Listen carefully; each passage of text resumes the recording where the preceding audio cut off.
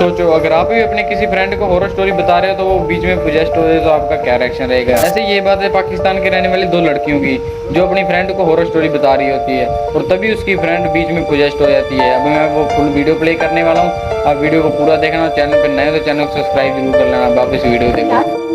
उसमें जो ना जब चोर आ गया था तो मैं और दादा उठे हुए थे, मुझे याद है। और बाबा लोगों ने प्लान बनाया था, मतलब पूरी फैमिली ने प्लान बनाया था कि हम उस चोर को पकड़ेंगे और फौरन जो ना पुलिस को फोन कर देंगे।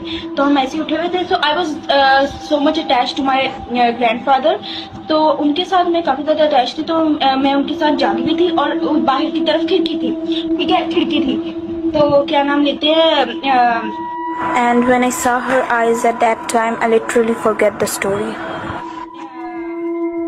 थोड़ा सा तुम भी बताओ ना, तुम्हें तो पता है ना। आयशा जी, अम्मी,